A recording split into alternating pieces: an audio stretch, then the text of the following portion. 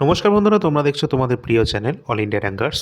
চলে এসেছি আজকে WBSSC group C group D তোমাদের এক্সামের জন্য 12 নম্বর ক্লাস নিয়ে। অলরেডি আমরা 11টি ক্লাস নিয়ে আলোচনা করেছি এবং আজকের ক্লাসটি কিন্তু অত্যন্ত গুরুত্বপূর্ণ হয়ে যাচ্ছে, কারণ আগের ক্লাসগুলো দেখো না দেখো, আজকের ক্লাসে মোটামুটি যে কটা তোমাদের ক্লাস হয়েছে সবগুলো থেকেই যে ইম্পর্টেন্ট প্রশ্নগুলো রয়েছে সেগুলো নিয়ে আজকে আলোচনা করব এবং প্রতিটা প্রশ্নের ডিটেল সলিউশন আজকে প্রোভাইড করার চেষ্টা করব, যেগুলো তোমাদের এক্সামে 100% আসবে। ঠিক আছে? কেন এই কথা বলছি তোমরা কন্টেন্ট দেখলেই বুঝতে পারবে। অবশ্যই তোমরা যারা যারা নতুন রয়েছো সকলে সাবস্ক্রাইব করে রাখবে এবং লাইক করে দেবে, শেয়ার করে দেবে সকল বন্ধুদের সাথে। তো চলো আজকের ক্লাসটি শুরু করা যাক। টেলিগ্রামে যারা যুক্ত হওনি, ডেসক্রিপশন বক্সে লিঙ্ক দেওয়া রয়েছে, অবশ্যই তোমরা সকলে যুক্ত হয়ে যাবে। তো প্রথম প্রশ্ন আজকে রয়েছে, ফুটবলের প্রসারের জন্য কোন রাজ্য সরকার প্রজেক্ট মহাদেব শুরু করেছে? তো অপশানগুলো দেখে নাও। এখানে রাইট অ্যান্সার যেটা হয়ে যাবে, মহারাষ্ট্র রাজ্য সরকার শুরু করেছে ফুটবলের প্রসারের জন্য প্রজেক্ট মহাদেব যে প্রজেক্ট রয়েছে সেটা কিন্তু শুরু করেছেন। এবার আমরা দেখে নেব গুরুত্বপূর্ণ আরও তথ্য। মহারাষ্ট্র রাজ্য সরকার ফুটবল খেলার মানকে আরও উন্নত করার জন্য প্রজেক্ট মহাদেব শুরু করেছে। এই প্রকল্পের আওতায় মহারাষ্ট্র রাজ্যের বিভিন্ন এলাকা থেকে 30 জন ছেলে এবং 30 জন মেয়েকে বাছাই করা হয়েছে।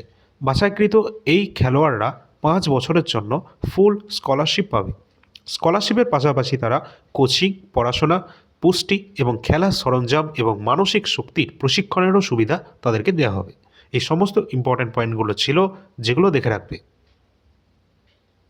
আর এই প্রজেক্ট মহাদেবা যেটা শুরু করা হয়েছে, তোমরা জানো যে আমাদের দেশে মেসি কিন্তু তিনি এসেছিলেন এবং চারটি জায়গায় তিনি কিন্তু ভ্রমণ করেছিলেন।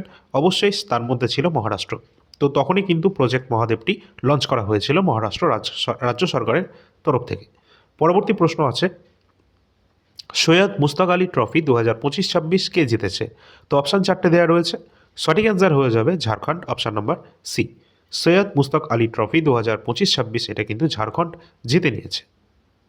পরবর্তী আমরা দেখে নেব, এখানে বিজয়ী হয়েছে কে?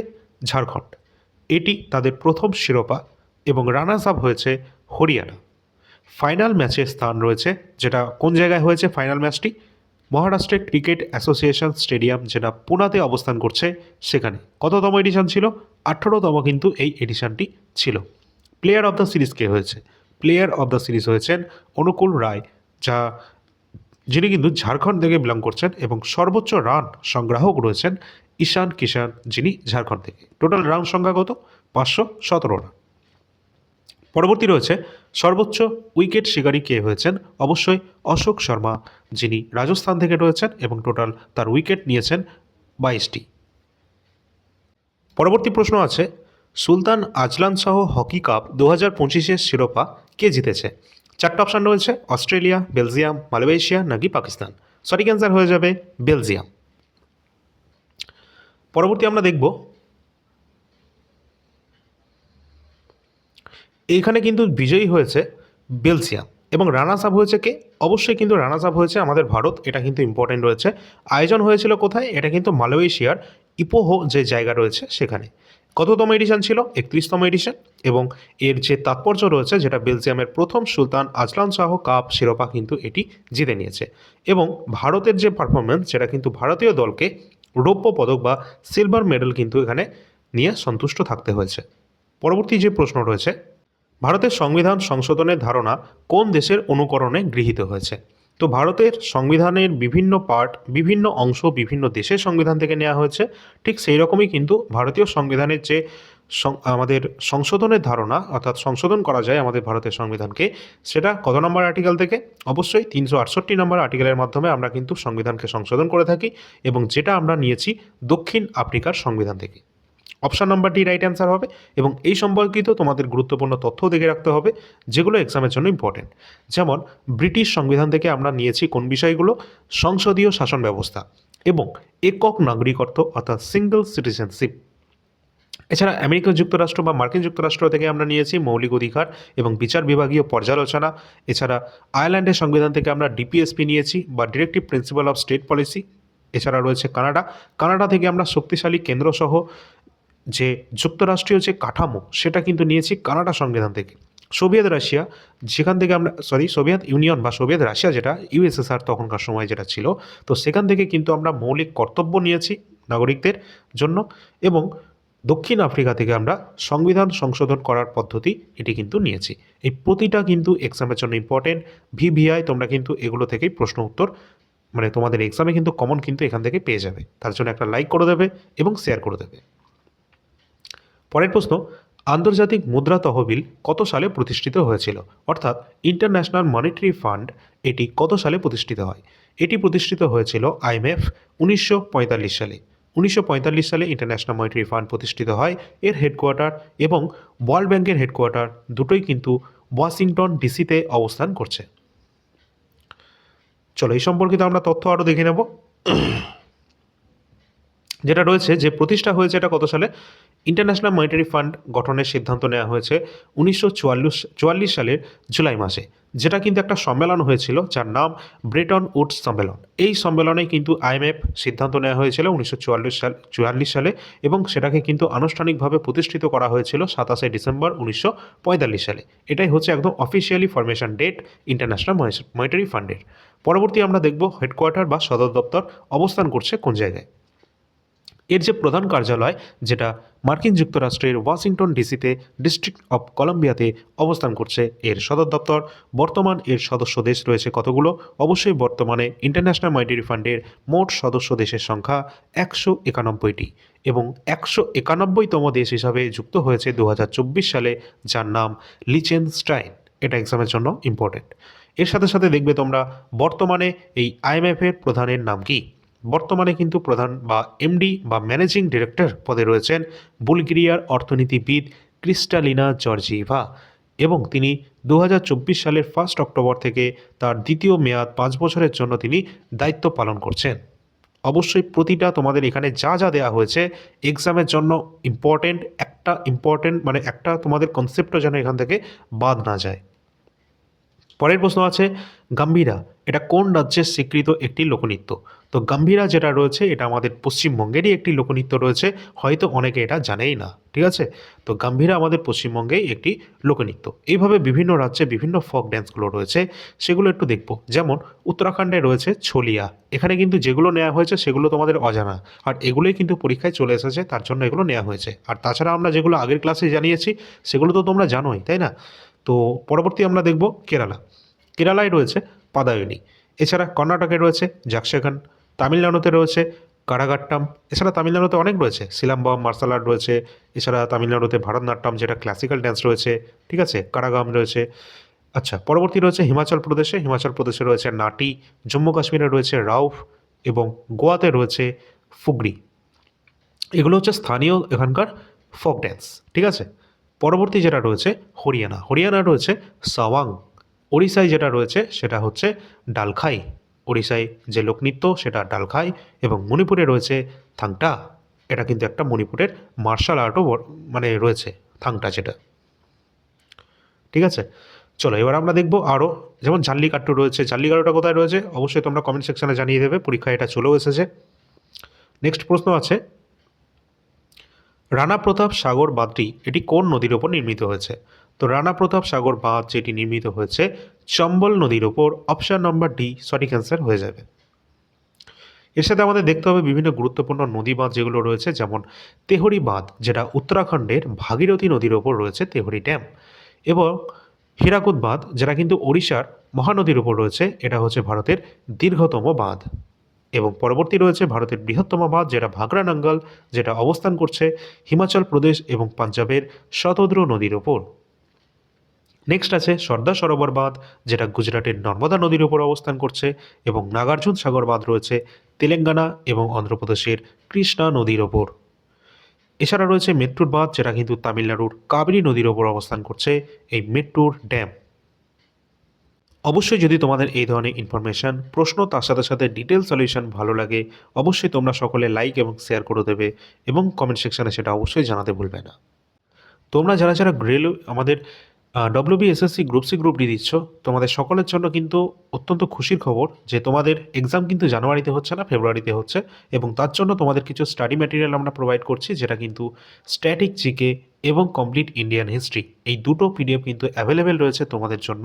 এছাড়া তোমাদের জন্য স্পেশালভাবে একটা পিডিএফও রেডি করা হচ্ছে, সেটা খুব সম্ভবত খুব তাড়াতাড়ি তোমরা এক সপ্তাহের মধ্যে হয়তো পেয়ে যাবে। এবং এখানে কিন্তু স্ট্যাটিক জিকে যে নাম্বারটি এখানে দেওয়া রয়েছে, এই নাম্বারে তোমরা যোগাযোগ করবে হোয়াটসঅ্যাপের মাধ্যমে। হোয়াটসঅ্যাপের লিঙ্ক ভিডিও ডিসক্রিপশন বক্সে দেওয়া থাকবে। এই যে আমাদের স্ট্যাটিক জিকের পিডিএফ রয়েছে, এখানে সমস্ত চ্যাপ্টার কিন্তু সুন্দরভাবে দেওয়া রয়েছে।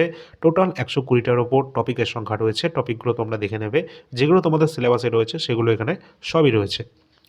এছাড়া সংবিধানের গুরুত্বপূর্ণ পার্ট, উৎস, সংশোধন সব কিছু আমরা এখানে দিয়ে দিয়েছি। খেলোয়াড়, তাদের স্টেডিয়াম, মানে সব কিছুই তোমাদের এখানে রাখা রয়েছে।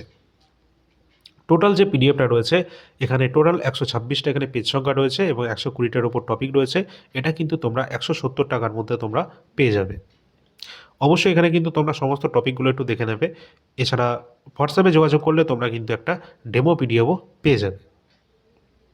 সমস্ত পিডিএফটা A4 সাইজ ফরম্যাট রয়েছে, কালারফুল দেওয়া রয়েছে এবং ইনফরমেশনে একদম ভর্তি রয়েছে। ঠিক আছে, যা ইনফরমেশন দেওয়া রয়েছে তোমাদের এখান থেকে রেলওয়ে, এসএসসি, রাজ্যের WBSSC, গ্রুপ সি, গ্রুপ টি এবং রাজ্য পুলিশ বা অন্যান্য পিএসসির যে কোনো এক্সামের জন্য ইম্পর্টেন্ট। অর্থাৎ যেখানে স্ট্যাটিক জিকে আসে সেখানেই কিন্তু এটা ইম্পর্টেন্ট। এছাড়া রয়েছে কমপ্লিট ইন্ডিয়ান হিস্ট্রি, যেখানে প্রাচীন ভারত, মধ্য ভারত এবং আধুনিক ভারতের ইতিহাস কমপ্লিট দেওয়া রয়েছে টোটাল 80টা পেজের মধ্যে। এখানে যা যা ইনফরমেশন দেওয়া রয়েছে সেগুলো কিন্তু এক্সামের জন্য ইম্পর্টেন্ট। তোমাদের ইতিহাস থেকে মোটামুটি 2 থেকে 3 নম্বর আসতে চলেছে এবং যাই প্রশ্ন আসবে সবই তোমরা এখান থেকে পেয়ে যাবে। টোটাল এখানে কিন্তু 80টা পেজের মধ্যে কমপ্লিট প্রাচীন, মধ্য, আধুনিককে এখানে কমপ্লিট করা রয়েছে। শেষের দিকে ওয়ান শট টাইপের কিছু প্রশ্ন উত্তরও দেওয়া রয়েছে, যেখান থেকে প্রশ্ন উত্তর তোমরা ডাইরেক্ট কমন পেয়ে যাবে। এছাড়া সমস্ত এক্সামের জন্য কারেন্ট অ্যাফেয়ার্সের বিস্তারিত তথ্য তোমরা এখানে দেখতে পাচ্ছ। এখানে কিন্তু নভেম্বরেরটা তোমাদের অ্যাজ এ ডেমো দেখানো হচ্ছে। তো টোটাল কিন্তু জানুয়ারি থেকে ডিসেম্বর 2025-এর কমপ্লিট কারেন্ট অ্যাফেয়ার্স কিন্তু অ্যাভেলেবেল রয়েছে বর্তমানে। এখানে সমস্ত ইম্পর্টেন্ট প্রশ্ন উত্তর দেওয়া রয়েছে, যেগুলো তোমাদের এক্সামের জন্য ইম্পর্টেন্ট। ওয়েস্ট বেঙ্গলের মধ্যে এত সুন্দর কন্টেন্ট তোমাদের কারেন্ট অ্যাফেয়ার্সে হয়তো কেউ প্রোভাইড করে কিনা আমি জানি না। এখানে কিন্তু তোমাদের প্রতি মাসে 450-র কাছাকাছি প্রশ্ন উত্তর দেওয়া রয়েছে, যেগুলো তোমাদের প্রিলিমসের পাশাপাশি মেন্সের জন্য সমানভাবে গুরুত্বপূর্ণ। এখানে কিন্তু টোটাল যে সমস্ত প্রশ্ন উত্তর দেওয়া রয়েছে খুবই সুন্দরভাবে ওয়ান লাইনার ফরম্যাটে দেওয়া রয়েছে, যাতে একবার পড়বে ব্যাস, তোমাদের বারবার কিন্তু এখানে কোনো সমস্যা হবে না। যাতে এমসিকিউ তোমাদের রাখা হয়নি, তাহলে 3-3টে অপশান তোমাদের সমস্যা হতে পারে। এবং তোমাদের যদি এটা যদি প্রিন্টও করো, তার জন্য তোমাদের কিন্তু অল্প পেজের মধ্যে এটা হয়ে যাবে। আর এখানে কিন্তু সবই কালারফুল দেওয়া রয়েছে, তথ্যে একদম সম্পূর্ণ তথ্য, একদম ভালো তথ্য দেওয়া রয়েছে, যেগুলো তোমাদের প্রিলিমস মেন্সে আসছে। একদম সম্প্রতি তোমাদের এক্সাম্পল যদি দিই, রেলওয়ে গ্রুপ ডিতে প্রচুর মাত্রায় প্রশ্ন কিন্তু আমাদের এই পিডিএফ থেকে কমন আসছে। যখন অ্যান্সার কি প্রোভাইড করা হবে রেলওয়ের পক্ষ থেকে, আমরা তোমাদেরকে সেটা দেখিয়ে দেবো। তো অবশ্যই তোমরা কিন্তু নিতে পারো। 20 টাকা প্রতি মাস হিসাবে তোমরা পেয়ে যাবে কারেন্ট অ্যাফেয়ার্স জানুয়ারি থেকে ডিসেম্বর কমপ্লিট। সামনে আমাদের এনটিপিসি গ্র্যাজুয়েট লেভেলের এক্সাম রয়েছে। তো অবশ্যই এখানে তোমরা 2025 সালে যে এক্সামটা হয়েছে 47টা শিফটে গ্র্যাজুয়েট লেভেলের সমস্ত প্রশ্ন উত্তর তোমরা পেয়ে যাবে, তাও আবার সাবজেক্ট ওয়াইজ। তো অবশ্যই তোমরা দেরি না করে এটা নিয়ে নেবে, কারণ এখানে কিন্তু আমাদের রেলওয়ে এনটিপিসির এক্সাম সামনে এপ্রিল মাসের মধ্যেই মোটামুটি তোমরা ডেট কিন্তু পেয়ে যাবে। সুতরাং এখানে কিন্তু তোমাদের টোটাল 82টা পেজের মধ্যে খুব সুন্দরভাবে দেওয়া রয়েছে, তা আবার সাবজেক্ট ওয়াইজ দেওয়া রয়েছে। সব থেকে বড় ব্যাপার এটা, কারণ এখানে কিন্তু বাংলা ভাষা এত সুন্দর কন্টেন্ট কিন্তু তোমরা প্রিভিয়াস ইয়ারের সলিউশন কোথাও হয়তো পাবে না। আর এটা কিন্তু তোমরা 99 টাকার মধ্যে পেয়ে যাবে 2025 সালে যে এনটিপিসি পরীক্ষা হয়েছে সেটার প্রশ্নপত্র এবং তার সাথে সাথে উত্তরপত্র। এবং তোমরা কিন্তু অবশ্যই 2020-21-এরটাও নিতে পারো। 2020-21-এর 5000+ কোশ্চেন রয়েছে এনটিপিসিতে আসা কোশ্চেন, কারণ 133টা শিফটে কিন্তু এখানে এক্সামটা হয়েছিল। এটাও কিন্তু তোমরা 99 টাকার মধ্যে পেয়ে যাবে। এখানে তোমরা কিন্তু দেখতে পাচ্ছ যে সমস্ত পিডিএফ আমাদের কাছে অ্যাভেলেবেল রয়েছে, তার মধ্যে 2025-এ কারেন্ট অ্যাফেয়ার্স একদম বেস্ট কন্টেন্ট আমরা প্রোভাইড করছি। এছাড়া অন্যান্য প্রিভিয়াস ইয়ার প্রশ্নপত্র যেমন এনটিপিসি কোশ্চেন রয়েছে, আর পিএসআই রয়েছে, এবং রয়েছে biology previous year question paper, history এবং কমপ্লিট স্ট্র্যাটেজিকে। এটা সকলের কাছে থাকা অবশ্যই উপযোগী। এছাড়া যারা যারা এসএসসি জিডি কনস্টেবল দিতে যাচ্ছ তাদের জন্য প্রিভিয়াস ইয়ার 2024-25-এর প্রশ্ন উত্তর রয়েছে, জিকে কোশ্চেনগুলো, যেগুলো বাংলা ভাষায় তোমরা পেয়ে যাবে 50 টাকার মধ্যে। আর এখানে এই নাম্বারে যোগাযোগ করবে যে কোনো পিডিএফে তোমাদের প্রয়োজন হলে, এবং ডিসক্রিপশন বক্সে অবশ্যই টেলিগ্রামের লিঙ্ক দেওয়া থাকবে, সেখানে অবশ্যই যুক্ত হবে। তো চলো পরবর্তী আমরা প্রশ্ন উত্তরে চলে আসি। সম্প্রতি প্রয়াত হয়েছেন পণ্ডিত বিরজু মহারাজ, ইনি কোন নৃত্যের সাথে যুক্ত রয়েছেন? তো এখানে কিন্তু অবশ্যই আমাদের রাইট অ্যান্সার হয়ে যাবে পণ্ডিত বিরজু মহারাজ। তিনি একজন কত্থক ড্যান্সার ছিলেন এবং তার কিন্তু সম্প্রতি প্রয়াত হয়েছেন তিনি। এখানে আমরা দেখে নেব যে বিভিন্ন যে ইনস্ট্রুমেন্ট রয়েছে এবং তাদের সাথে যুক্ত বিভিন্ন ব্যক্তিবর্গ, যেমন রয়েছে পণ্ডিত রবিশঙ্কর, তিনি সেতার বাজাতেন। এছাড়া রয়েছেন ওস্তাদ বিসমিল্লাহ খান, সানাই বাদক। তাছাড়া রয়েছে ওস্তাদ জাকির হোসেন, তবলাবাদক রয়েছেন হরিপ্রসাদ চৌরাশিয়া রয়েছেন বাঁশির সাথে যুক্ত, শিবকুমার শর্মা সন্তুরের সাথে যুক্ত রয়েছেন এবং আমজাদ আলী খান যিনি শরতের সাথে যুক্ত রয়েছেন। আর এই যে কটা নাম এখানে দেওয়া রয়েছে সবগুলো পরীক্ষায় এসেছে, একটাও কিন্তু তোমরা বাদ দেবে না। পরবর্তী প্রশ্ন, ওয়ার্ল্ড ওয়াইড ওয়েব WWW এর প্রতিষ্ঠা কে রয়েছেন? তো WWW এর ফুল ফর্মটা কি? ওয়ার্ল্ড ওয়াইড ওয়েব, যেটা কিন্তু তোমাদের WBSSC সিলেবাসে রয়েছে, কম্পিউটার থেকে প্রশ্ন আসবে। তো এটা কিন্তু তোমাদের যে আবিষ্কারক থেকে কিন্তু এটা পড়ছে। তো WWW এর প্রতিষ্ঠাতা হয়েছেন কে? Tim Berners Lee, option number A right answer. আচ্ছা, পরের প্রশ্ন, হলুদ বিপ্লব বা পিত বিপ্লব এটি কোনটি উৎপাদনের সাথে যুক্ত রয়েছে? অপশান 4টে দেওয়া রয়েছে, দেখো কোনটা রাইট অ্যান্সার হবে। তো রাইট অ্যান্সার হয়ে যাবে তৈলবীজের সাথে সম্পর্কিত রয়েছে এই হলুদ বিপ্লব বা পিত বিপ্লব। এই সাথে আমরা দেখে নেব বিভিন্ন গুরুত্বপূর্ণ আরও ইম্পর্ট্যান্ট যে সমস্ত বিপ্লব রয়েছে, যার মধ্যে পড়ছে সবুজ বিপ্লব। আর তোমাদের বলে রাখি, সবুজ বিপ্লবের জনক রয়েছেন, ভারতের সবুজ বিপ্লবের জনক MS স্বামীনাথন, যিনি 2024-এর মরণোত্তর ভারতরত্ন পুরস্কারে সম্মানিত হয়েছেন। এছাড়া এখানে দেখব সবুজ বিপ্লব, যেটা কিন্তু কৃষি উৎপাদনের সাথে সম্পর্কিত রয়েছে, বিশেষ করে গম এবং ধানের ওপর এখানে জোর দেওয়া হয়েছিল। পরবর্তী রয়েছে শ্বেত বিপ্লব। শ্বেত বিপ্লব অর্থাৎ দুগ্ধ বা দুগ্ধজাত পণ্যের উৎপাদনের জন্য এখানে শ্বেত বিপ্লব সম্পর্কিত। এছাড়া রয়েছে নীল বিপ্লব, যেটা মাছ উৎপাদনের সাথে সম্পর্কিত রয়েছে। হলুদ বিপ্লব রয়েছে তৈলবীজের সাথে সম্পর্কিত, যেমন সর্ষে, সূর্যমুখী এই ধরনের তৈলবীজ। এছাড়া রয়েছে রূপালী বিপ্লব, যেটা ডিম এবং পোলট্রি উৎপাদনের সাথে সম্পর্কিত। প্রতিটা কিন্তু এক্সামের জন্য ইম্পর্ট্যান্ট, কেউ কিন্তু স্কিপ করবে না, শেষ পর্যন্ত দেখবে। আরও গুরুত্বপূর্ণ প্রশ্ন রয়েছে। পরবর্তী প্রশ্ন, বিবেকানন্দ রক মেমোরিয়াল এটা অবস্থান করছে ভারতের কোথায়? তো ভারতের তামিলনাড়ুতে অবস্থান করছে বিবেকানন্দ রক মেমোরিয়াল, অবশ্যই এক্সামে চলে এসেছে অলরেডি। পরবর্তী প্রশ্ন আছে, প্রতি বছর কোন তারিখে পালিত হয় বিশ্ব জল দিবস? ওয়ার্ল্ড ওয়াটার ডে কত তারিখে পালিত হয়? তো রাইট অ্যান্সার হয়ে যাবে 22শে মার্চ, অপশান নাম্বার সি, আমরা বিশ্ব জল দিবস কিন্তু পালন করি। পরবর্তী আমরা দেখে নেব আরও গুরুত্বপূর্ণ কিছু ইম্পর্টেন্ট ডেজ রয়েছে। ফার্স্টে রয়েছে জাতীয় যুব দিবস, যেটা 12ই জানুয়ারি স্বামী বিবেকানন্দের জন্মদিন উপলক্ষে আমরা পালন করি। প্রজাতন্ত্র দিবস, যেদিন আমাদের ভারতের সংবিধান কার্যকর করা হয়েছিল 1950-এর 26শে জানুয়ারি, এই জন্য এটা আমরা প্রজাতন্ত্র দিবস। এবং 1949-এর 26 নভেম্বর, যেদিনকে সংবিধানকে গ্রহণ করা হয়েছিল, সেদিন আমরা কনস্টিটিউশন ডে পালন করি। পরবর্তী রয়েছে জাতীয় বিজ্ঞান দিবস। জাতীয় বিজ্ঞান দিবস, যেটা আমরা 28শে ফেব্রুয়ারি পালন করে থাকি। সিভি রমন তার রমন এফেক্ট আবিষ্কারের দিন রয়েছে এটি, এই জন্য আমরা এটা পালন করি। পরবর্তী রয়েছে স্বাধীনতা দিবস 15ই আগস্ট। শিক্ষক দিবস রয়েছে 5ই সেপ্টেম্বর, যেটা সর্বপল্লী রাধাকৃষ্ণনের জন্মদিন উপলক্ষে পালন করি। আর এটাও পরীক্ষায় চলে এসেছে WEBর কোনো একটা এক্সামে। পরের প্রশ্ন রয়েছে, ওয়ার্ল্ড হ্যাপিনেস রিপোর্ট অনুসারে বিশ্বের সবচেয়ে সুখী দেশ কোনটা? তো রাইট অ্যান্সার হয়ে যাবে ফিনল্যান্ড হচ্ছে সবথেকে সুখী দেশ, যেটা হচ্ছে ওয়ার্ল্ড হ্যাপিনেস রিপোর্ট অনুসারে। তো আশা করি সকলে ফিনল্যান্ডে শিফট হয়ে যেতে পারো, ঠিক আছে? চলো পরের প্রশ্ন, রণথম্বর ব্যাঘ্র প্রকল্প এটা কোন রাজ্যে অবস্থান করছে? তো রাইট অ্যান্সার হয়ে যাবে ভারতের রাজস্থানে অবস্থান করছে রণথম্বর ব্যাঘ্র প্রকল্প। আর ব্যাঘ্র প্রকল্প যেগুলো টাইগার রিজার্ভ রয়েছে, wildlife sanctuary, UNESCO world heritage site, Ramsar site, এই সমস্ত কিন্তু তোমাদের এক্সামের জন্য ইম্পর্টেন্ট রয়েছে, যেগুলো অলরেডি আমরা ক্লাসের মাধ্যমে আলোচনা করেছি এবং আমাদের স্ট্যাটিক জিকের যে PDF আমরা প্রোভাইড করছি তার মধ্যে সবই দিয়ে দিয়েছি, ঠিক আছে? এগুলো একটু দেখে নেবে, এক্সামের জন্য ইম্পর্টেন্ট। যেগুলো সুন্দরবন ব্যাঘ্র প্রকল্প, যেটা পশ্চিমবঙ্গে অবস্থান করছে। জিম করবেট ব্যাঘ্র প্রকল্প উত্তরাখণ্ডে রয়েছে। বান্ধবগড় ব্যাঘ্র প্রকল্প রয়েছে ভারতের মধ্যপ্রদেশে রয়েছে বান্ধবগড়টা। এবং রণথম্বর, যেটা আমরা দেখেই নিয়েছি, রাজস্থানে অবস্থান করছে। এবং বন্দিপুর ব্যাঘ্র প্রকল্প রয়েছে, যেটা কর্ণাটক রাজ্যে অবস্থান করছে। পরবর্তী প্রশ্ন আছে, রেশম চাষের সাথে সম্পর্কযুক্ত রয়েছে কোনটা? তো রেশম চাষের সাথে সম্পর্ক রয়েছে অবশ্যই সেরিকালচার, অপশন নাম্বার সি সঠিক অ্যান্সার। তো এই সম্পর্কিত আরও আমরা বিভিন্ন কালচার সম্পর্কিত প্রশ্ন উত্তর দেখে নেব। এখানে রয়েছে পিসিকালচার। পিসিকালচার, যেটা বাণিজ্যিকভাবে মাছ চাষের সাথে সম্পর্কিত রয়েছে, পিসিকালচার। সেরিকালচার, যেটা রেশম গুটি বা সিল্ক উৎপাদনের সাথে সম্পর্কিত রয়েছে। এপিকালচার রয়েছে মৌমাছি প্রতিপালন বা মধু উৎপাদনের সাথে সম্পর্কিত রয়েছে, এপিকালচার। পরবর্তী রয়েছে ভিটিকালচার, যেটা কিন্তু আঙুর চাষের সাথে সম্পর্কিত। হর্টিকালচার, যেটা উদ্যান কৃষি বা যেখানে কিন্তু বাণিজ্যিকভাবে ফল, শাকসবজি, ফুল সব কিছু কিন্তু উৎপাদন করা হয়ে থাকে, যেটা হচ্ছে হর্টিকালচার। এবং ফ্লোরিকালচার, যেটা কিন্তু বাণিজ্যিক পদ্ধতিতে ফুল চাষ, সেটাই হচ্ছে ফ্লোরিকালচার। পরবর্তী প্রশ্ন, কলকাতাতে জাতীয় কংগ্রেসের প্রথম অধিবেশন কবে অনুষ্ঠিত হয়েছে? তো কলকাতায় জাতীয় কংগ্রেসের প্রথম অধিবেশন অনুষ্ঠিত হয়েছে সাল 1886-তে। তো এটা আমরা দেখে নেব জাতীয় কংগ্রেস সম্পর্কে। এখান থেকে প্রশ্ন আমাদের অবশ্যই এক্সামের জন্য ইম্পর্টেন্ট রয়েছে, আসবে। এখানে যে সমস্ত ইনফরমেশন তোমাদের দেওয়া হয়েছে সবই কিন্তু এক্সামের জন্য ইম্পর্টেন্ট, ঠিক আছে? তো ফার্স্টে দেওয়া রয়েছে 1885 সালে 28শে ডিসেম্বর বোম্বাইয়ের গোকুল দাস তেজপাল সংস্কৃত কলেজে এই জাতীয় কংগ্রেসের প্রথম এটা কিন্তু প্রতিষ্ঠিত হয়েছে। এবং প্রতিষ্ঠাতা কে রয়েছেন এই জাতীয় কংগ্রেসের? Alan Octavian Hume.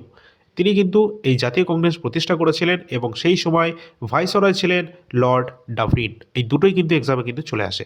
পরবর্তী রয়েছে প্রথম সভাপতি কে ছিলেন? প্রথম অধিবেশনে সভাপতিত্ব করেছিলেন উমেশ চন্দ্র ব্যানার্জি, যিনি 72 জন টোটাল প্রতিনিধি এই প্রথম অধিবেশনে কিন্তু উপস্থিত ছিল। যদি বলা হয় যে জাতীয় কংগ্রেসের প্রথম মহিলা সভাপতির নাম কি, তাহলে হয়ে যাবে অ্যানি বেসান্ত।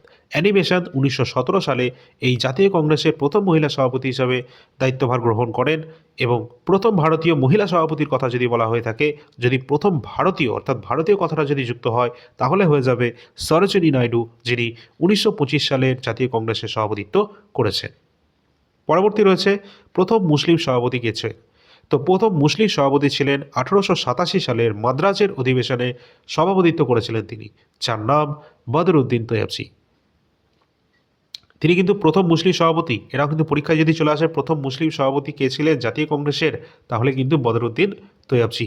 এছাড়া গান্ধীজি, পরীক্ষায় আছে গান্ধীজি কিন্তু কত সালে এই জাতীয় কংগ্রেসের সভাপতিত্ব গ্রহণ করেছিলেন?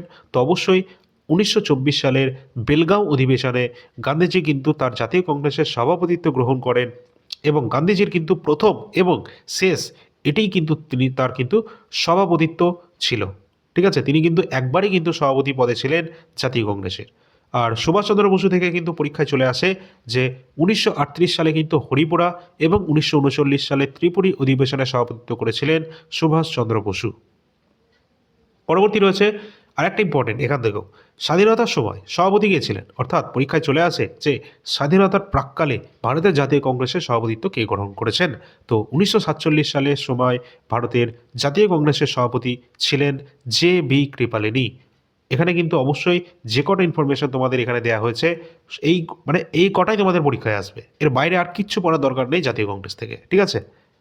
আর যদি তোমাদের এর থেকে একটু বেশি প্রয়োজন হয় বা একদম টু দ্য পয়েন্ট যদি প্রয়োজন হয়ে থাকে, তাহলে ইতিহাসের কমপ্লিট যে ইন্ডিয়ান হিস্ট্রি দিয়েছি সেখানে কিন্তু জাতীয় কংগ্রেস সম্পর্কে বিস্তারিত দেওয়া রয়েছে, অবশ্যই তোমরা সেটা নিতে পারো। চলো পরবর্তী প্রশ্নে আসি। আচ্ছা, পরবর্তী প্রশ্ন রয়েছে ভারতের মূল ভূখণ্ডের দক্ষিণতম বিন্দুর নাম কি? তো এখানে নামটা চেয়েছে মূল ভূখণ্ডের দক্ষিণতম বিন্দু, দক্ষিণতম বলেনি শুধু। যদি শুধুমাত্র দক্ষিণতম বলতো তাহলে আমাদের কোনটা হতো? অবশ্যই কিন্তু এখানে দক্ষিণতম বললে ইন্দিরা পয়েন্ট বা পিগমিলিয়ন পয়েন্ট কিন্তু আমাদের উত্তর হতো, কিন্তু বলা হয়েছে মূল ভূখণ্ডের দক্ষিণতম বিন্দু, তাহলে হয়ে যাবে কন্যাকুমারী, অপশান নাম্বার সি। তো এই সম্পর্কিত আমরা দেখে নেব। আর এটা কিন্তু তামিলনাড়ু রাজ্যে অবস্থান করছে ভারতের, ঠিক আছে? পরবর্তী তোমরা এটা একটু দেখে নেবে, কারণ এখান থেকে প্রশ্ন তোমাদের আসবেই, একটা প্রশ্ন হবেই যে ভারতের উত্তরতম বিন্দুর নাম কি। তো উত্তরতম যেটা রয়েছে, যেটা কিন্তু কাশ্মীরে অবস্থান করছে, লাদাখে কেন্দ্রশাসিত অঞ্চল লাদাখে অবস্থান করছে, ইন্দ্রাকল, যেটা হচ্ছে ভারতের উত্তরতম বিন্দু। এবং দক্ষিণতম বিন্দু মূল ভূখণ্ডের ক্ষেত্রে হয়ে যাবে কন্যাকুমারী, যেটা তামিলনাড়ুতে রাজ্যে অবস্থান করছে। দক্ষিণতম বিন্দু রয়েছে যেটা সারা ভারতের দক্ষিণতম বিন্দু যদি বলা হয়, তাহলে হয়ে যাবে ইন্দিরা পয়েন্ট বা পিগমিলিয়ন পয়েন্ট, যেটা অবস্থান করছে আন্দামান নিকোবর দ্বীপপুঞ্জে। এছাড়া রয়েছে ভারতের পূর্বতম বিন্দু, যেটা হচ্ছে অরুণাচল প্রদেশের কিবিথু, যেখানে প্রথম সূর্য উদয় হয়ে থাকে। তো কিবিথু এটা হচ্ছে পূর্বতম বিন্দু। এবং পশ্চিমতম বিন্দু হচ্ছে গুজরাটের গুহার মটর, যেখানে সর্বশেষ আমাদের সূর্যকে দেখা যায়, ঠিক আছে? আর ভারতের এই পূর্বতম এবং পশ্চিমতম বিন্দুর ডিফারেন্সটা কত আছে? সময়ের ডিফারেন্স প্রায় 2 ঘন্টার কাছাকাছি, ঠিক আছে? আচ্ছা, এখানে কিন্তু দেখবে এই যে গুহারমতি বা যেটা কিন্তু গুজরাটের কচ্ছ জেলায় কিন্তু এটা অবস্থান করছে, পরীক্ষায় কিন্তু এটাও চলে এসেছে। আর সমস্ত ইনফরমেশন যদি তোমাদের ভালো লাগে, সত্যি যদি ইনফরমেশন ইম্পর্টেন্ট মনে হয়, তাহলে একটা লাইক করে দেবে এবং সাবস্ক্রাইবটা করে রাখবে, বেল আইকনটা প্রেস করে রাখবে যাতে নোটিফিকেশন পেয়ে যাও, এবং টেলিগ্রামে যুক্ত হবে যাতে সমস্ত ইনফরমেশন সবার আগে তোমরা পেয়ে যাও। টেলিগ্রামের লিঙ্ক ভিডিও ডিসক্রিপশন বক্সে দেওয়া আছে। পরের প্রশ্ন, লুনার হ্রদ এটা ভারতের কোন রাজ্যে অবস্থান করছে? লুনার হ্রদ যেটা অবস্থান করছে ভারতের মহারাষ্ট্র রাজ্যে, আর এটি হচ্ছে উল্কাপাতের ফলে সৃষ্ট একটি হ্রদ যেটা ভারতের মহারাষ্ট্রে অবস্থিত। এই সম্পর্কিত আমরা তথ্য দেখব। পরবর্তী এখানে তোমাদের যে কটা ইনফরমেশন দেওয়া রয়েছে একটু দেখে নেবে। তো উলার হ্রদ যেটা কিন্তু ভারতের বৃহত্তম মিষ্টি জলের হ্রদ, এটা ইম্পর্টেন্ট, ঠিক আছে। এটা অবস্থান করছে কোথায়? ভারতের জম্মু অ্যান্ড কাশ্মীরে অবস্থান করছে এই উলার লেক। পরবর্তী রয়েছে চিল্কা লেক। চিল্কা যেটা ওড়িশায় অবস্থান করছে, এটি ভারতের বৃহত্তম লোনা জলের হ্রদ এবং ভারতের বৃহত্তম লেগুন হচ্ছে উড়িষ্যায় অবস্থানকারী চিল্কা। আর এখানেই কিন্তু ট্রেনিং হয়ে থাকে কাদের? ইন্ডিয়ান নেভি, যে সেলার পদে তোমাদের রিক্রুটমেন্ট হয়ে থাকে, এছাড়া ইন্ডিয়ান কোস্ট গার্ড, এদের কিন্তু যে তোমাদের ট্রেনিং সেন্টার সেটা কিন্তু এই চিল্কাতেই অবস্থান করছে। পরবর্তী রয়েছে লোনার হ্রদ যেটা ভারতের মহারাষ্ট্র রাজ্যে অবস্থান করছে এবং এটি উল্কাপাতের পথে সৃষ্ট একটি বিখ্যাত হ্রদ। পরবর্তী রয়েছে লোকটাক হ্রদ, এটাও অত্যন্ত গুরুত্বপূর্ণ কারণ এই হ্রদেই অবস্থান করছে ভারতের ভাসমান জাতীয় উদ্যান যার নাম কেইবুল লামজাও ন্যাশনাল পার্ক। এটা লোকটাক হ্রদে অবস্থান করছে, আর এই লোকটাক হ্রদ অবস্থান করছে ভারতের মণিপুর রাজ্যে। ভারতের বৃহত্তম মিষ্টি জলের হ্রদ হচ্ছে এটি, এটাও কিন্তু তোমরা দেখে রাখবে। ভারতের নয়, এটা উত্তর পূর্ব ভারতের বৃহত্তম মিষ্টি জলের হ্রদ, ঠিক আছে। চলো পরবর্তী পয়েন্ট রয়েছে ভেম্বনাথ। ভেম্বনাথ যে হ্রদটি রয়েছে এটা ভারতের কেরালা রাজ্যে অবস্থান করছে এবং এটি ভারতের দীর্ঘতম হ্রদ, ঠিক আছে। এছাড়া কিন্তু এটাও দেখবে কেরালায় কিন্তু অষ্টমুড়ি নামেও একটা কিন্তু হ্রদ রয়েছে, সেটাও ইম্পর্টেন্ট। আচ্ছা, পরের প্রশ্ন দেখি। পরবর্তী প্রশ্ন, কোন বিশিষ্ট ব্যক্তি সংবিধানের প্রস্তাবনাকে সোল অব দ্য কনস্টিটিউশন বা ভারতের সংবিধানের আত্মা বলে মনে করতেন? তো অবশ্যই ভারতের সংবিধানের আত্মা বলে মনে করতেন ভারতের সংবিধানের প্রস্তাবনা অর্থাৎ প্রিয়াম্বেলকে। কে বলতেন এটা? Thakur Das Bhargava. Option number D right answer হয়ে যাবে। আর এই প্রশ্নটা না জানি কতবার এসএসসির এক্সামে বা রেলওয়ে এক্সামে কিন্তু জিজ্ঞাসা করা হয়েছে। অবশ্যই তোমাদের সকলের জন্য কিন্তু গুরুত্বপূর্ণ। এই সম্পর্কিত আমরা দেখে নেব ইম্পর্টেন্ট তথ্য, আরও কয়েকজনের বিখ্যাত উক্তি যেগুলো পরীক্ষায় তোমাদের আসতে পারে। ফার্স্টে রয়েছে কে.সি. ওয়্যার। তিনি বলেছিলেন ভারতের সংবিধানের প্রস্তাবনাকে, তার মতে ভারতীয় সংবিধান হলো একটি আধা যুক্তরাষ্ট্রীয় ব্যবস্থা অর্থাৎ কোয়াজি ফেডারেল ব্যবস্থা বলেছেন এই কে.সি. ওয়্যার। কাকে বলেছেন? ভারতীয় সংবিধানকে। এছাড়া পরবর্তী ডক্টর বি.আর. আম্বেদকরের মতামত রয়েছে কি?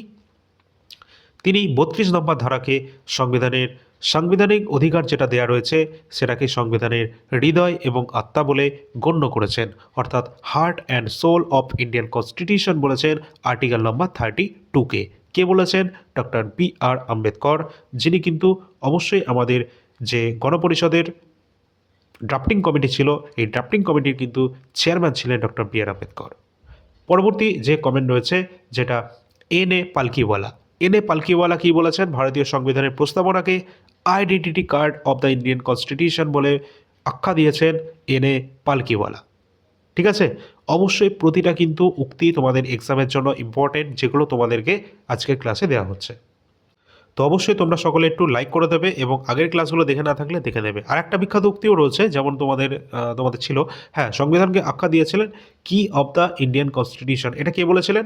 এটা কিন্তু বলেছিলেন বার্কার। বার্কার তিনি কিন্তু বলেছিলেন যে সংবিধানের চাবিকাঠি বলে আখ্যা দিয়েছিলেন প্রস্তাবনাকে, ঠিক আছে, আর্নেস্ট বার্কার। পরবর্তী আমাদের প্রশ্ন আছে, তো অবশ্যই তোমরা কিন্তু সকলে একটু জানাবে, ঠিক আছে, তোমাদের যদি ভালো লেগে থাকে তাহলে এই ধরনের কন্টেন্ট কিন্তু তোমাদের প্রোভাইড করা হবে, ঠিক আছে। আচ্ছা, পরের প্রশ্ন, মিনামাটা রোগ এটি প্রথম কোন দেশে দেখা গেছে? তো মিনামাটা রোগটি এটা প্রথম দেখা গিয়েছিল জাপানে। অপশান নাম্বার বি সঠিক অ্যান্সার। পরবর্তী আচ্ছা, আমরা দেখে নেব এই সম্পর্কিত আরও তথ্য, যেমন আমাদের পরীক্ষায় চলে আসে সচরাচর যেটা পারদ দূষণের ফলে কোন রোগ হয়ে থাকে, ঠিক আছে, চারটে অপশান দিয়ে দেবে। তো রাইট অ্যান্সার হয়ে যাবে মিনামাটা রোগ, যেটা কিন্তু পারদ দূষণের মাধ্যমে হয়ে থাকে। এটাই যে রোগটি রয়েছে যেটা ক্যাডমিয়াম দূষণের ফলে হয়। এছাড়া ব্ল্যাক ফুট যে রোগটা হয় যেটা আর্সেনিক দূষণের ফলে হয়ে থাকে। এছাড়া ফ্লোরিস যেটা রয়েছে, ফ্লোরোসিস যেটা ফ্লোরাইড দূষণের মাধ্যমে হয়ে থাকে এবং এর জন্য আমাদের শরীরের হাড় এবং দাঁত দুটোই কিন্তু ক্ষয় হয়ে যায়। এই চারটেই কিন্তু তোমাদের ইম্পর্টেন্ট, ঠিক আছে। পরবর্তী প্রশ্ন, অলিম্পিকে প্রথম ব্যক্তিগতভাবে পদকজয়ী কে হয়েছেন? তো অবশ্যই ইম্পর্টেন্ট, অলিম্পিকে প্রথম ব্যক্তিগতভাবে পদক জয় করেছেন কেডি যাদব, অপশান নম্বর এ সঠিক অ্যান্সার। আর এখান থেকে এটাও দেখবে আপকামিং আমাদের যে অলিম্পিক গেমস যেগুলো হতে যাচ্ছে বিভিন্ন শহরে, এখান থেকে একটা প্রশ্ন তোমাদের থাকতে পারে। মানে আজকের ক্লাসটা কিন্তু তোমাদের অনেক প্রশ্ন কিন্তু কমন পেতে পারো, ঠিক আছে। আজকের ক্লাসটা যদি কেউ মিস করো তাহলে তোমাদের অনেকটাই লস হবে, কারণ একটা ক্লাস তোমাদের অনেক নাম্বার কিন্তু তোমাদের দিয়ে দেবে, হয়তো কাউকে সিলেকশন করিয়ে দেবে বা অথবা কাউকে সিলেকশন থেকে বাইরেও করিয়ে দেবে, অথবা কাউকে র্যাঙ্ক আনতে সাহায্য করবে, ঠিক আছে। এইভাবে কিন্তু হতে পারে। যাই হোক, এখানে আমরা দেখব 2026 সালের যে অলিম্পিক গেমস, যেটা শীতকালীন অলিম্পিক গেমস হতে যাচ্ছে ইটালির মিলান এবং কার্টিনা শহরে। পরবর্তী 2028 সালে লস অ্যাঞ্জেলসে হতে যাচ্ছে গ্রীষ্মকালীন অলিম্পিক গেমস, যেটা মার্কিন যুক্তরাষ্ট্রে হতে যাচ্ছে, এবং 2030 সালের শীতকালীন অলিম্পিক গেমস যেটা ফ্রেঞ্চ আলপস, এটা কিন্তু ফ্রান্সে হতে যাচ্ছে, এবং 2032 সালের যেটা হতে যাচ্ছে গ্রীষ্মকালীন অলিম্পিক গেমস অস্ট্রেলিয়ার ব্রিসবেন। তাছাড়া 2034 সালের অলিম্পিক গেমস হবে শীতকালীন, যেটা হতে যাচ্ছে মার্কিন যুক্তরাষ্ট্রের সল্ট লেক সিটিতে। তো এখানে কিন্তু তোমরা একটু লক্ষ্য করবে, এগুলো কিন্তু প্রতিটা 2 বছরের ইন্টারভালে কিন্তু দেওয়া রয়েছে, তাই না? তো একটা শীতকালীন একটা গ্রীষ্মকালীন, তার কারণ প্রতি অলিম্পিক গেমস প্রতি 4 বছর অন্তর অনুষ্ঠিত হয়ে থাকে, এবং প্রতিটা গ্রীষ্মকালীনের মধ্যে 4 বছরের ডিফারেন্স হয় এবং শীতকালীনের মধ্যে 4 বছরের ডিফারেন্স হয়। আর যদি বলা হয় একটা গ্রীষ্মকালীন অলিম্পিক এবং একটা শীতকালীন অলিম্পিক্সের মধ্যে ডিফারেন্স কত হয়, সেটা কিন্তু 2 বছরের হয়ে থাকে। যেমন 2026 আমাদের এই বছরে হতে যাচ্ছে ইটালির মিলান এবং কার্টিনাতে শীতকালীন অলিম্পিক গেম, ঠিক আছে। আর এটা কিন্তু অবশ্যই এক্সামের জন্য তোমাদের ইম্পর্টেন্ট এই বছরেরটা। পরের প্রশ্ন, এ প্যাসেজ টু ইন্ডিয়া, এই যে শীর্ষক বইটি রয়েছে এটি কার লেখা? তো M Forster, option number B সঠিক answer. A passage to India M ফস্টারের লেখা। এই সম্পর্কিত আমরা আরও গুরুত্বপূর্ণ বই দেখে নেব, যেমন রয়েছে ডিসকভারি অফ ইন্ডিয়া, এটি কার লেখা? জওহরলাল নেহেরু, আমাদের চাচা জওহরলাল নেহেরুর লেখা ডিসকভারি অফ ইন্ডিয়া। এছাড়া পরবর্তী রয়েছে আনহ্যাপি ইন্ডিয়া, এটা কার লেখা? লালা লাজপত রায়, তার লেখা আনহ্যাপি ইন্ডিয়া। পরবর্তী মাই এক্সপেরিমেন্ট উইথ ট্রুথ, এটি কার লেখা? মহাত্মা গান্ধীর লেখা। পরবর্তী রয়েছে আমাদের ইন্ডিয়ান উইন্স ফ্রিডম, এটি কার লেখা রয়েছে? এপিজে আব্দুল কালাম আজাদ। সরি, এটা কিন্তু রয়েছে আমাদের আব্দুল কালাম আজাদ, ঠিক আছে, এপিজে নয়। তিনি কিন্তু আমাদের মিসাইল ম্যান ছিলেন, যার কথা আমরা বলছি। তো এটা কিন্তু রয়েছে কে? ইন্ডিয়ান উইথ ফ্রিডম, যেটা কিন্তু আবুল কালাম আজাদের লেখা। পরবর্তী রয়েছে পথের পাঁচালী, যেটা বিভূতিভূষণ বন্দ্যোপাধ্যায়ের লেখা, এবং অমর কোষ অমর সিংহের লেখা। যে কটা এখানে দেওয়া রয়েছে এক্সামের জন্য ইম্পর্টেন্ট। পরের প্রশ্ন,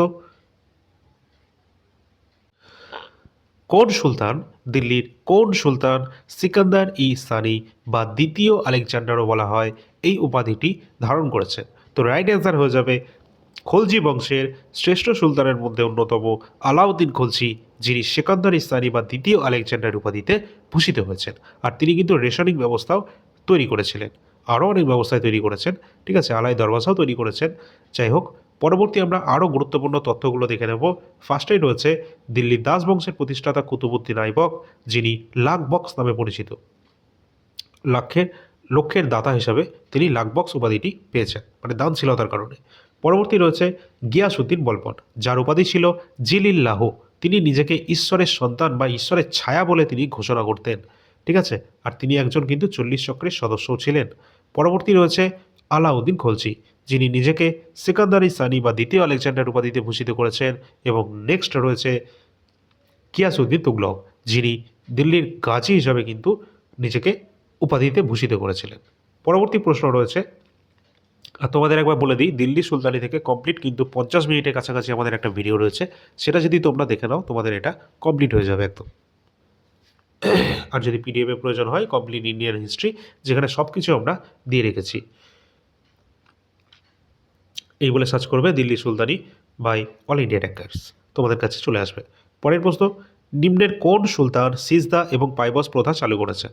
তো সিজদা এবং পাইবস, যারা কিন্তু সিজদা মানে হচ্ছে তোমাদের নতজানু হওয়া, এবং পাইবাস অর্থাৎ পদচুম্বন করা, তো এটি কিন্তু চালু করেছিলেন গিয়াসউদ্দিন বলবন। ঠিক আছে, অপশান নাম্বার বি সঠিক অ্যান্সার হয়ে যাবে। পরের প্রশ্ন আছে, নিম্নের কোনটি একটি পূর্ববাহিনী নদীর উদাহরণ? তো অবশ্যই রাইট অ্যান্সার হয়ে যাবে মহানদী। মহানদী হচ্ছে একটি পূর্ববাহিনী নদী। আর এগুলো যেগুলো রয়েছে তোমাদের বেশি নর্মদা, মাহি, সবরমতী এগুলো প্রায় তোমাদের পশ্চিম বাহিনী নদীর মধ্যে পড়ছে। পরবর্তী প্রশ্ন আছে, সৈয়দ বংশের শ্রেষ্ঠ সম্রাট কে ছিলেন? তো সৈয়দ বংশের শ্রেষ্ঠ সম্রাট ছিলেন, অবশ্যই রাইট অ্যান্সার হয়ে যাবে মোবারক শাহ, অপশান নাম্বার সি। তিনি কিন্তু ছিলেন সৈয়দ বংশের শ্রেষ্ঠ সম্রাট। এবং এই সৈয়দ বংশ সম্পর্কে যদি আমরা দেখে নিই, সৈয়দ বংশের প্রতিষ্ঠা ছিলেন কে বা প্রথম সম্রাট ছিলেন কে? খিজির খাঁ। এবং এই বংশের শ্রেষ্ঠ সুলতান মোবারক শাহ, এবং এই বংশেরই শেষ সুলতান ছিলেন আলাউদ্দিন আলম শাহ। এই প্রতিটা কিন্তু এক্সামে কিন্তু চলে এসেছে অলরেডি, তোমরা অবশ্যই দেখে নেবে। আজকে যে কটা ক্লাসে তোমাদের প্রশ্ন কটা আলোচনা করা হয়েছে এবং তার এক্সট্রা ইনফরমেশন সবগুলো তোমাদের এক্সামের জন্য ইম্পর্টেন্ট। তার জন্য তোমরা সকলে যদি ভালো লাগে একটা লাইক, শেয়ার এবং সাবস্ক্রাইব সকলের কাছ থেকে আশা করি এই তিনটে জিনিস সকলে করে রাখবে। এবং পরবর্তী ক্লাসগুলো পাওয়ার জন্য অবশ্যই তোমরা সকলে কমেন্ট সেকশানে একটা কমেন্ট করবে। এই ধরনের তোমাদের ইনফরমেশান যদি একটু বেশি দেওয়া যেতে পারে তাহলে কি তোমাদের সুবিধা হবে কি না। আর যদি তোমাদের ভালো লাগে, আমি তোমাদের যে ভিউ সংখ্যা সেটা দেখেও বুঝতে পারবো। মোটামুটি তোমাদের ভিউজ যদি 5,000-এর ওপর চলে যায় তাহলে অবশ্যই আমি বুঝতে পারবো যে হ্যাঁ তোমাদের এটা ভালো লাগছে। তো সেই হিসাবে তোমাদের কিন্তু কন্টেন্ট তৈরি করা হবে। আর এই ধরনের কন্টেন্ট করতে গেলে তোমাদের একটু টাইম লাগতে পারে, হয়তো তোমাদের একদিন পরপর তোমরা কিন্তু সেক্ষেত্রে ক্লাস পাবে।